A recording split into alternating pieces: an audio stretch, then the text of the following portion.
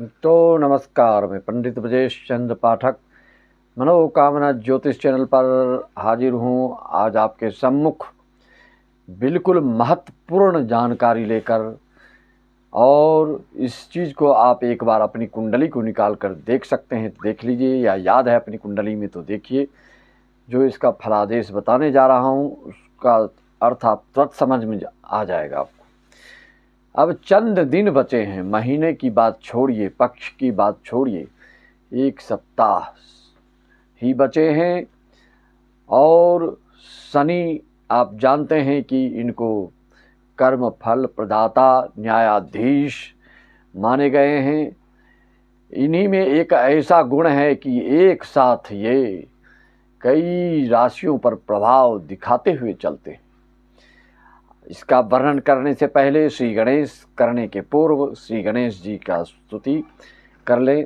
वक्रतुंड महाकाय सूर्यकोटि समप्रभ निर्विघ्नं कुरु मे देव सर्वकार्येषु सर्वदा। शनि का विश्लेषण, सांगोपांग वर्णन, आपकी शनि किस भाव में बैठे हैं उसके हिसाब से जो 29 मार्च 2025 को जो ढैया प्रारंभ होने जा रहा है सिंह राशि वालों के लिए और धनु राशि वालों के लिए मुक्ति मिलने जा रही है ढैया से, कर्क राशि वालों के लिए और वृश्चिक राशि वालों के लिए, और 7.5 से मुक्ति मकर राशि वाले को मिलने जा रही है। और मेष राशि पर पहली 7.5 पहले चरण प्रारंभ होगा। इस तरह से कुंभ मीन मेष की 7.5 प्रारंभ 3 राशि ये और 2 ढैया सिंह राशि और धनु राशि पर, इस तरह से 5 राशियों पर इनका जब जब ढैया 7.5 परिवर्तन होता है तो 5 राशियों पर विशेष रूप से इसका प्रभाव देखा जाता है। मित्रों, इसको समझने के लिए आप सर्वप्रथम अपना लग्न कुंडली भी देख सकते हैं, काल पुरुष के हिसाब से राशि के अनुसार भी देख सकते हैं। जिनकी कुंडली नहीं है तो राशि के अनुसार इसको अपने मन में बैठाएंगे तो सही बैठ जाएगा। वृषभ लग्न तुला लग्न राशि वालों के लिए, जिनका वृषभ लग्न और तुला लग्न और राशि भी है, उनके लिए तो किसी प्रकार की चिंता करने की कोई बात नहीं। आपके लिए लिख कर देता हूं कि लाभ ही लाभ होगा। जिनके लिए जो मिथुन लग्न और कन्या लग्न के हैं उनके लिए यह मिला जुला शुभ शुभ परिणाम देने वाले रहेंगे। जिनका धनु और मीन लग्न है उनके लिए यह गलत प्रभाव देने जा रहा है। किसको कैसा फल मिलेगा वह स्पष्ट रूप से सुनिए, वीडियो थोड़ा लंबा होगा, स्किप करके सुनिएगा तो आपको हो सकता है कि महत्वपूर्ण जानकारी से आप वंचित हो जाएंगे। इसलिए थोड़ा ध्यान से सुनिए और आप अपनी कुंडली में देखिए आपकी शनि कहाँ बैठा है और आपका कौन सा लग्न है, क्या राशि है। राशि के अनुसार, लग्न के अनुसार आपको यह फलादेश पूर्ण रूप से सटीक बैठेगा।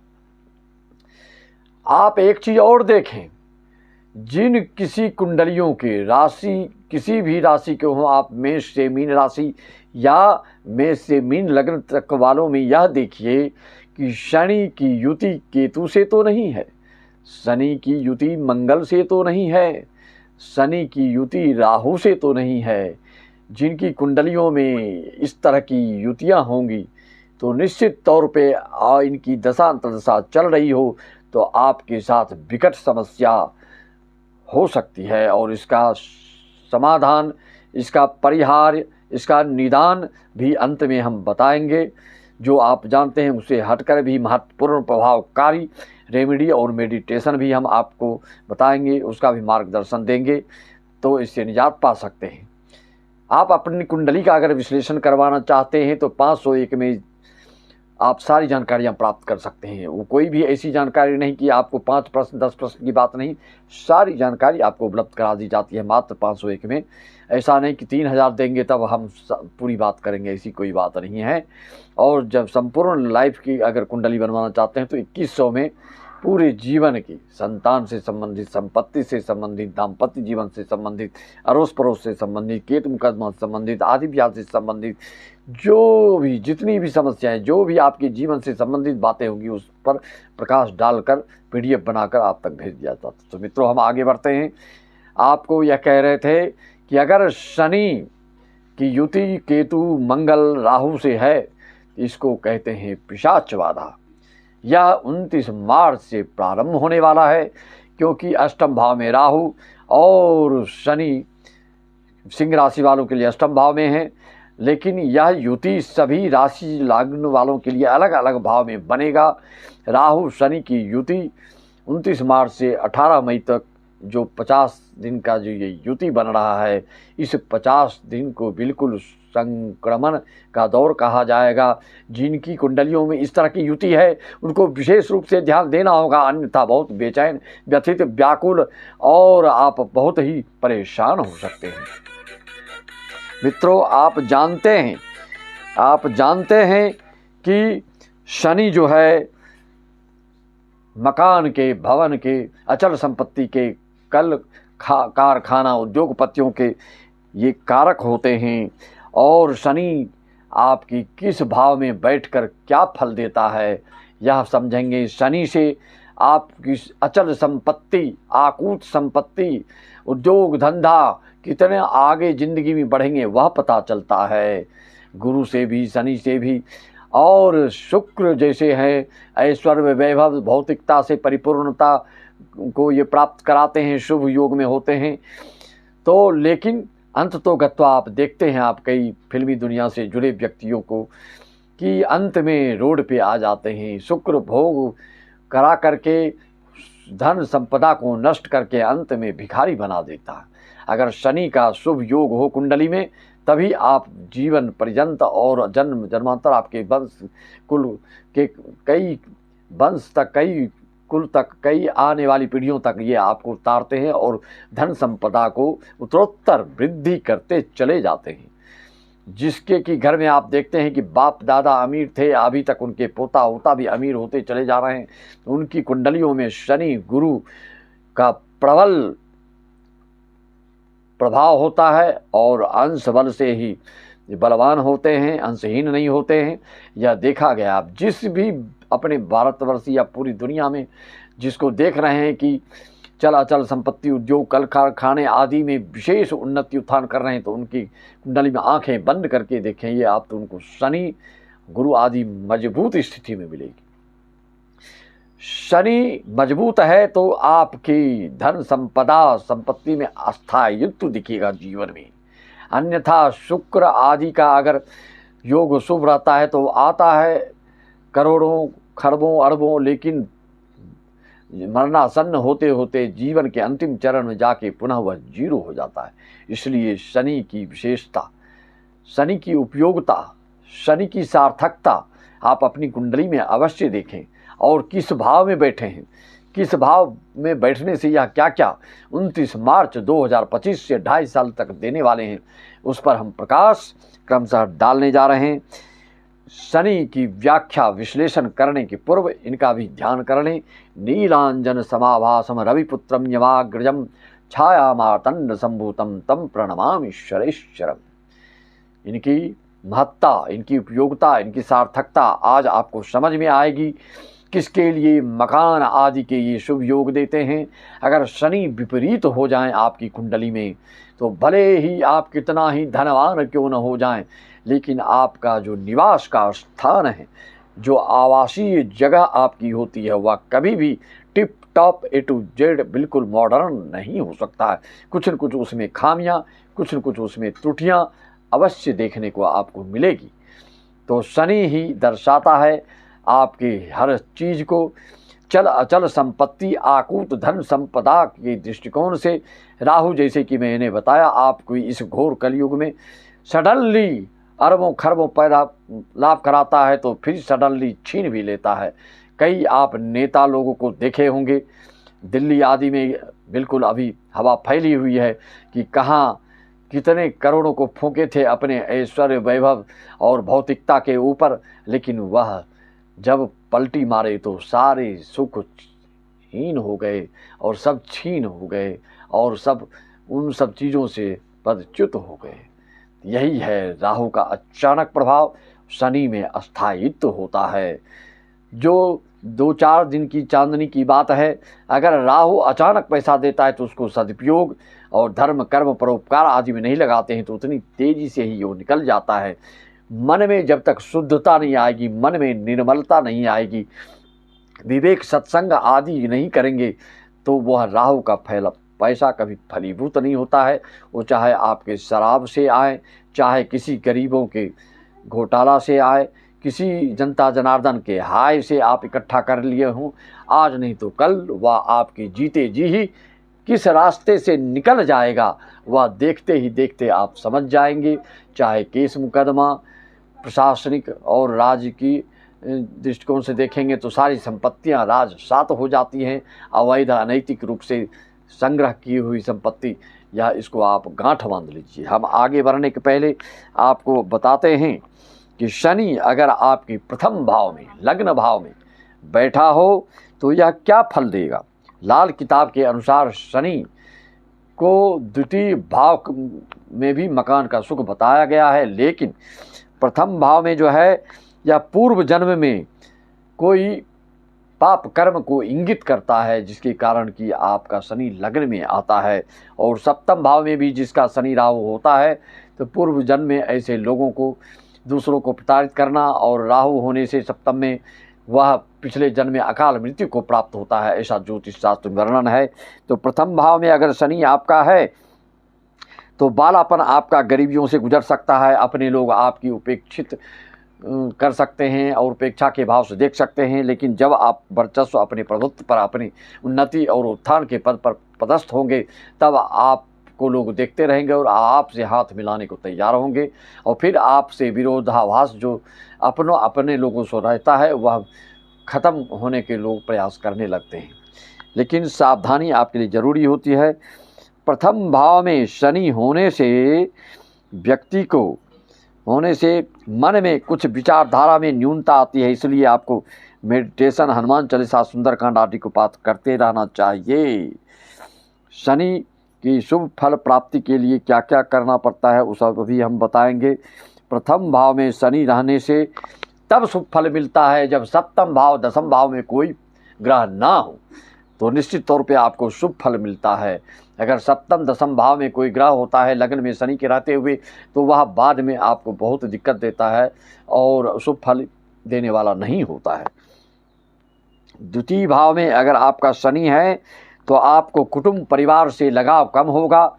आप कभी कभी कटु भाषण करने वाले होंगे और पैतृक संपत्ति के दृष्टिकोण से आपके अपने घर के ही लोग शोषण करते हुए दिखेंगे और आपको उससे वंचित करने के प्रयास करेंगे, कोशिश करेंगे।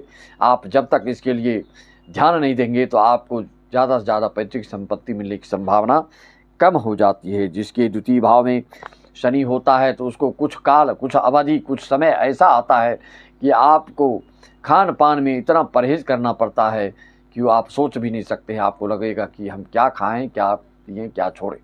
अगर शनि के साथ कोई गलत युति हो द्वितीय भाव में तो फिर आपके मुख से संबंधित रोग, कटुभाषी, गलत चीज़ का पेय करने वाले आप हो जाते हैं। इन सब चीज़ों से बचना चाहिए। द्वितीय भाव में शनि शुभ स्थिति में हो तो जैसे जैसे आपकी आयु बढ़ेगी उसी क्रम में आपके धन संपत्ति वृद्धि होती चली जाएगी और अंत तक में सारी मनोकामनाएं पूर्ण हो जाती हैं। मित्रों, द्वितीय भाव की ये विशेषता है, द्वितीय भाव में जिसका शनि हो उसको घर का निर्माण रोकना कभी भी नहीं चाहिए। भूल से घर अगर बन रहा है आपको तो पूर्ण रूप से उसको बनाने के प्रयास कीजिए और बनाने से आपको लाभ ही लाभ होने वाला रहता है। अगर रोक देते हैं जानबूझकर तो इसके बाद आपको भयावह स्थितियों का सामना करना पड़ता है। मित्रों, द्वितीय भाव का ये फल है। अगर तृतीय भाव में ऐसे लोगों को पुरानी चीज़ों से क्रय विक्रय करने से भी लाभ होता है। द्वितीय भाव वाले शनि को तृतीय भाव में शनि हो तो ऐसा जातक बहुत ही पराक्रमी, उद्यमी, साहसी और अपने कर्तव्य परायणता से जिस क्षेत्र में भी हो यश कीर्ति स्थापित करने वाला होता है। लेकिन तृतीय भाव में स्त्री राशि में हो तो बहन के लिए हानिकारक, भाई पुरुष राशि में हो तो भाई के लिए हानिकारक होता है। अगर गलत युति में हो तो दाएं हाथ में आपको विशेष चोट फ्रैक्चर हो सकता है और बहन भाइयों के हानि हो सकते हैं, छोटे भाई बहन को खास करके। तृतीय भाव में जिसका शनि होता है, ऐसा जातक अगर सक्षम हो तो गरीबों को उपकार करे और कोई जो अपने पैर पर खड़ा नहीं हुआ है उसको खड़ा कर दे, उसकी सहायता करे, तो ऐसे लोगों के भाग्य बिल्कुल साथ देने लगता है और मन में सोचे हुए कार्य आपके संपन्न होने लगते हैं। यह बहुत ही महत्वपूर्ण जानकारी है, इसको गांठ बांध करके रख लीजिए। तृतीय भाव वाले शनि को दूसरों को उपकार सहयोग अर्थ से नहीं तो मन से वचन से भी अगर करते हैं किसी को लाभ, तो आपका इसका बिल्कुल, किसी को लाखों का फायदा कराते हैं तो आपको करोड़ों को फायदा यह होके रहता है। चतुर्थ भाव का शनि, चतुर्थ भाव का शनि पुराने घर में रहने के योग देते हैं। शुभ स्थिति में हो तो अच्छे घर भी मिल सकते हैं, लेकिन चौथे घर में जिसका शनि होता है उसको घर का निर्माण करने से बचना चाहिए। गृह निर्माण करने के पश्चात आपको अनेक संकट आपद विपत्ति चारों तरफ से घेरते हैं, जिससे कि निकलना आपको मुश्किल हो जाता है। चतुर्थ भाव में शनि हो अगर घर बनाएं तो आपकी माँ के लिए, आपकी दादी के लिए, आपके सासू के लिए, आपके मामा के लिए बहुत ही अशुभ कार्य सिद्ध होता है। चतुर्थ भाव में शुभ हो तो आप बहुत ही महान होते हैं, अच्छे फल मिलते हैं, लेकिन आपके बनाए हुए घर में हो सकता है दादी, सास, पिता आदि के चरण कमल ना रख पाए, ऐसे भी बहुत लोगों को साथ देखा गया है। इसलिए शनि चतुर्थ में हो तो अपने ज्योतिषी से राय परामर्श लेकर ही कुछ गृह निर्माण आदि को सोचे, अन्यथा किराए में रहें तो आपके भाग्य साथ देता रहेगा। अगर पंचम भाव में जिसका शनि हो, अद्भुत जानकारी, रहस्यमयी जानकारी आपको इस मनोकामना ज्योतिष चैनल द्वारा मैं बता रहा हूँ। जिसका शनि पंचम भाव में हो तो यह जातक बहुत ही ज्ञानी विवेकी, गुरु इनके पर दृष्टि डाल दे तो और ही ये धार्मिक, आस्तिक, सात्विक, सामाजिक कार्यों में बहुत ही बढ़ चढ़कर हिस्सा लेने वाले होते हैं। इनको अगर कोई दायित्व कुछ दे दिए, अगर ये कहीं पे कोई बड़ा कार्यक्रम हो रहा है तो यह छानबीन करते रहते हैं कौन क्या सही ढंग से कर्म कर रहा या नहीं कर रहा है। संतान और विद्या से संबंधित यह विलंब अवश्य कराते हैं, लेकिन देर ही सही उसके बाद में आपको इसकी परिपूर्णता करते हैं और उसके सुख की अनुभूति आपको होती है। पूर्व जन्म में आपको संतान से संबंधित कोई विशेष कष्ट होता है, जिसके कारण पंचम भाव में शनि आपके होते हैं और इस तरह के प्रतिबंधक योग भी कभी कभी शनि पंचम भाव बनाता है, तो ऐसे लोग संतानहीन भी देखे गए हैं। अगर अशुभ योग में हो, शुभ अगर योग में हो तो बहुत ही अच्छा फल आपको ज्ञानी बनाता है, दूसरों को परखने वाला बनाता है, लेकिन संतान आपके कोई विशेष होनहार नहीं होते हैं। संतान का साधारण और विद्या का साधारण ही सुख मिल पाता है। षष्ठम भाव में शनि शुभ हो तो बहुत ही ऋण से मुक्ति, आदि व्याधि से मुक्ति, लोन आदि लेने से सहूलियत होती है, आसानी से मिल जाता है। दुश्मनों से मुक्ति, कोई दुश्मन है तो आपका बाल बांका नहीं कर सकता है। केस मुकदमा आदि में विजय हासिल आपको होती है, आप दुश्मनों को परास्त कर देते हैं। शनि आपके षष्ठम भाव में जिस भाव के स्वामी होके बैठते हैं उस भाव के स्वामी से आपको दुश्मनी कराते हैं और उस भाव से आपको वह तो उत्साहित कर सकते हैं। शुभ युति में हो तो आपको यहाँ से दुश्मनों से भी काफ़ी लाभ प्राप्त कराते हैं। कोई कोर्ट कचहरी में आपको डाल दिया, लेकिन उस कोर्ट कचहरी का परिणाम अंततोगत्वा जो रिजल्ट, जो निष्कर्ष आता है वह आपके पक्ष में होता है। लाखों अगर आपने खर्च किया केस मुकदमा तो करोड़ों आपको प्राप्त हो जाता है। यह विशेषता है। आपकी शनि किस स्थिति में है, अपनी कुंडली का प्रेडिक्शन करवाना चाहते हैं तो आप हमसे संपर्क साध करके सारी समस्याओं को निदान और सारी चीज़ों की जानकारी आपको बिल्कुल सटीक जानकारी दी जाएगी, जिससे कि जीवन पर्यंत आप हमसे जुड़े रहेंगे। यह फलादेश जनरल फलादेश बता रहा हूँ, लेकिन जिसको जिस भाव में जो बता रहा हूँ वो आप अपनी कुंडली में देखकर देखेंगे तो आपको तुरंत पता चल जाएगा, हाँ बिल्कुल यह सटीक फलादेश हो रहा है। सप्तम भाव में अगर शनि हो तो रोजगार, उद्योग, धंधा, व्यवसाय आदि के लिए दिक्कत है, जिनका ढैया अभी प्रारंभ होने वाला है। अगर कर्क, सिंह लग्न, राशि लग्न के हैं आप, तो यह आपके लिए मार्केश का काम करता है। शारीरिक रूप से, मानसिक रूप से और आर्थिक रूप से परेशान करने वाला हो सकता है। शुभ युति में हो, शुभ योग में हो तो फिर ये आपको बहुत ही शुभ परिणाम देगा, लेकिन वैवाहिक जीवन के लिए, रोजगार, उद्योग और शारीरिक दृष्टिकोण से यह आपको कुछ न कुछ परेशान अवश्य करेंगे। अभी 29 मार्च से शुरू होने वाला है। कौन बोलेगा मैया रे मैया, हाय रे हैया रे हैया, किसके लिए यह शुभ रहेगा, किस राशि वालों के लिए इनका क्या रवैया रहेगा, इस ढैया का अगर आप संपूर्ण जानकारी चाहते हैं तो संपर्क साधें और इसका निदान निष्कर्ष पाएँ, और मैं अंत में इसका रेमेडी भी बता दूंगा, उसको अवश्य करिएगा।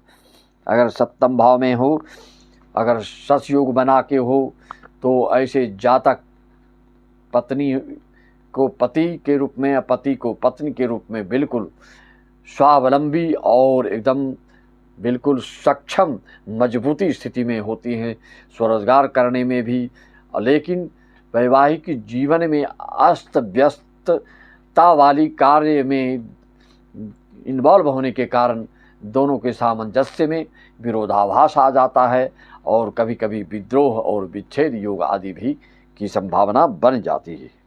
मित्रों, अगर कुंडली आपके अष्टम भाव में हो तो ऐसे जातक के घर में कोई गर्भवती होते हैं तो वह उनका गर्भ क्षय हो जाता है, इसलिए ऐसे जातक को मकान नहीं बनाना चाहिए। अगर शुभ योग में हो तो शुभ फल देगा, अति संघर्ष के बाद यह शुभ फल देता है, उसके बाद आपकी सारी मनोकामनाएं पूर्ण होती है। अष्टम भाव में शनि होने से, शनि बैठने से सारे ग्रह आपकी कुंडली में कहाँ कैसे बैठे हैं उससे आपके घर के हर जगह की बात भी पता चल जाता है। आपके घर में वास्तु दोष आदि का भी पता चल जाता है। आपकी पैतृक संपत्ति, पूर्वजों की संपत्ति आदि से रिलेटेड चीज़ों की भी आप पता कर सकते हैं। क्या आपको पैतृक संपत्ति मिल सकती है कि नहीं मिल सकती है, मिलेगी तो कितने मात्रा में मिलेगी, आदि आदि बातों को जान सकते हैं। जिनकी कुंडली में शनि नवम भाव में हो तो ऐसे जातक थोड़ा अगर लग्नेश हो के हो तो यह बहुत शुभ फल देने वाला होता है। धार्मिक, आस्तिक, सत्विक, प्रवचनकर्ता, गुरु युति हो तो क्या कहना, ऐसा धर्म उपदेशक होते हैं, प्रोफेसर होते हैं, व्याख्याता होते हैं, प्रवचनकर्ता होते हैं, प्रवक्ता होते हैं, कथाकार होते हैं। बहुत ही अच्छा युग में यह बिल्कुल अकल्पनीय फल प्रदान करते हैं, आपको अतुलनीय फल प्रदान करते हैं। सबसे भिन्न आप दिखते हैं, सब आपकी मेधा शक्ति, आपकी ओजस्वी आभा मंडल सबको आकर्षित करने वाला होता है। लेकिन यह खराब योग में हो तो आपके भाई के लिए अहित होता है, आपके पिता के लिए भी अहित होता है और आपकी विचारधारा में भी न्यूनता लाने वाला होता है। इस तरह से आप अपनी कुंडली में देखें कि किस स्थिति में आपके यह शनि युति बना रहे हैं या योग हैं या कैसे।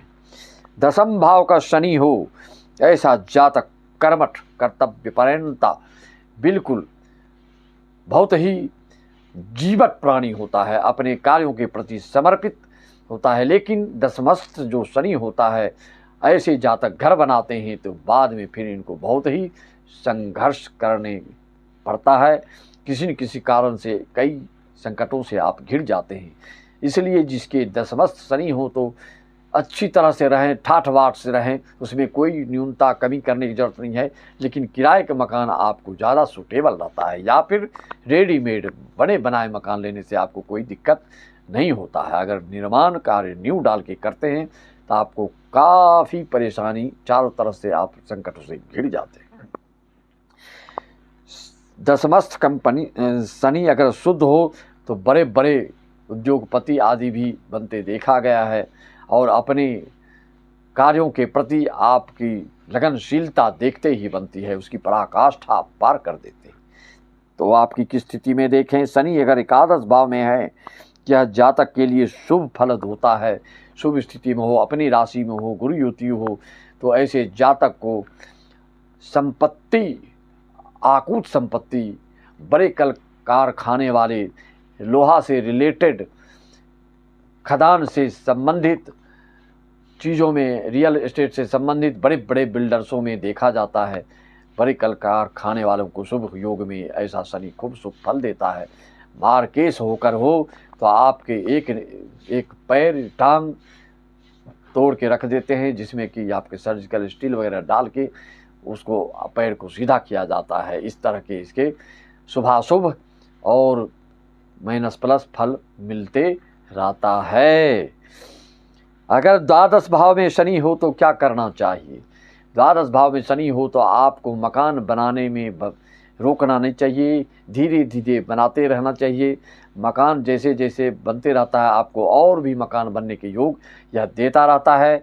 लेकिन ऐसे जातक अगर नौकरी आदि में जाए तो ऐसी जगह पे आपकी नौकरी लगती है जहाँ के लोगों का आवागमन बिल्कुल कम हो और आपको जानवरों से, कुत्तों से, काली चीज़ों से खतरा रहता है। इससे बचना चाहिए, अन्यथा एक्सीडेंट से आपको बहुत चोट लगने की संभावना होती है।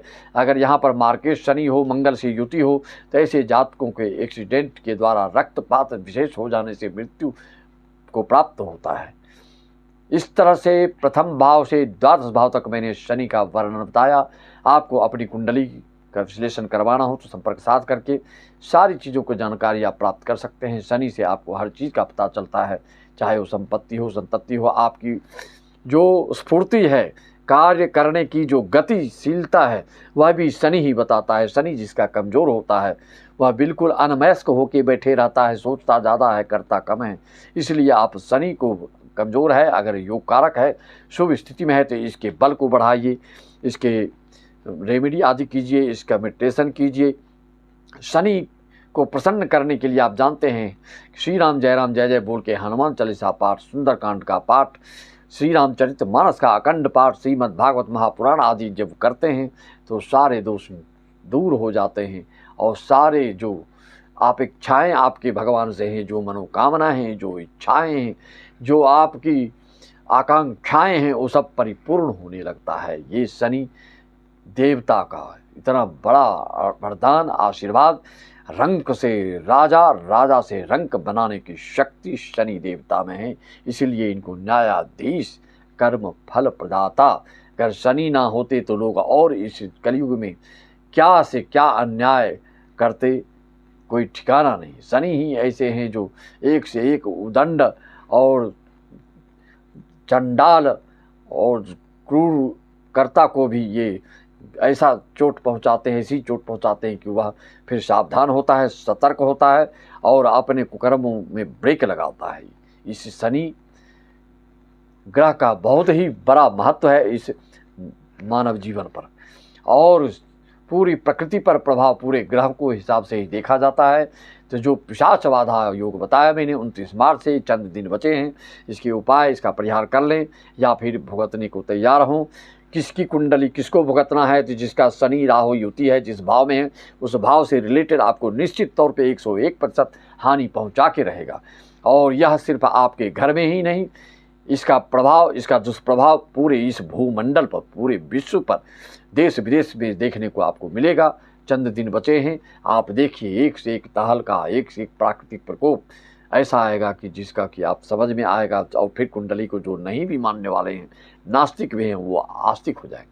मैं अपनी वाणी को विराम देते हुए देश विदेश सारे देशों के जजमानों को मैं अपने नमन, वंदन, अभिनंदन, राम राम, जय श्याम, ओम स्वाहा, हरि ओम तत्सत, जय श्री